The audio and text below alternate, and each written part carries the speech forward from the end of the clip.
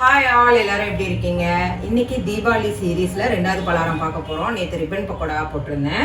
இன்னைக்கு வடநாட்டு பலகாரம் தான் பண்ண போகிறேன். இது வாரணாசியில் நாங்கள் சாப்பிட்டது. இதுக்கு பேர் மாத்ரி.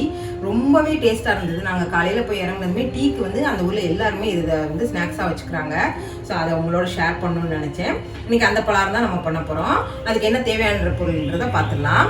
1 கப் கோதுமை மாவு, அதே அளவுக்கு மைதா மாவு, சீரகம் 1 டேபிள் ஸ்பூன், ஓமம் 2 டேபிள் ஸ்பூன். இது நான் சூடு பண்ணி காய்ச்சி வச்சுருக்கேன் எண்ணெய். நீங்கள் கடலெண்ணையும் சேர்த்துக்கலாம், இல்லைனா சன்ஃப்ளவர் ஆயிலும் சேர்த்துக்கலாம். நான் இன்னைக்கு சன்ஃப்ளவர் ஆயில் தான் எடுத்திருக்கேன்.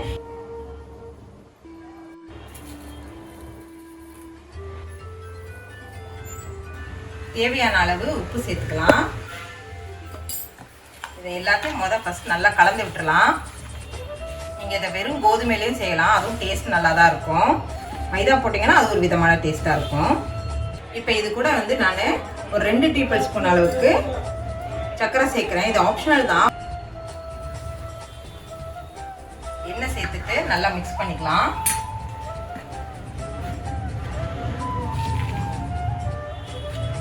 இப்போ இதை நல்லா பிசைஞ்சிட்டு காட்டுறேன் பாருங்க. இப்போ எல்லா மாவையும் நல்லா பிசைஞ்சு எடுத்துட்டேன். இந்த அளவுக்கு சாஃப்டாக இருக்கணும். அப்போ தான் மாத்திரை ரொம்ப டேஸ்ட்டாக இருக்கும். இந்த மாவுக்கு இப்போ நம்ம ஒரு 10 நிமிஷம் ரெஸ்ட் கொடுத்துருவோம். ஃபர்ஸ்ட் நம்ம மாவை நல்லா திரட்டி எடுத்துக்கலாம்.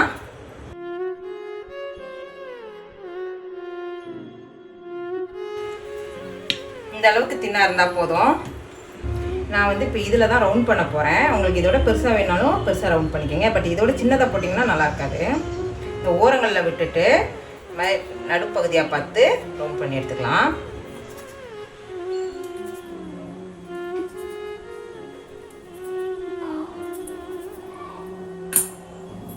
இப்போ இந்த ஃபோக்கை வச்சு லைட்டாக இப்படி குத்தி குத்தி விட்டுக்கலாம். ஏன்னா நீங்கள் இப்படியே எடுத்து போட்டிங்கன்னா அது மாதிரி பூரி மாதிரி உப்பிட்டு வந்துடும். ஸோ ஏர் போனால் தான் உப்பாமல் வரும்.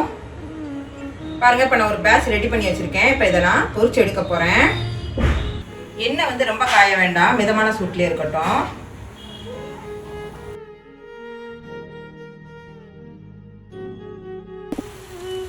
பாருங்க, இப்போ நல்லா செவந்துருச்சு. இதுதான் பக்குவம். இந்த அளவுக்கு செவக்க விட்டு எடுத்தோம்னா டேஸ்ட் சூப்பராக இருக்கும்.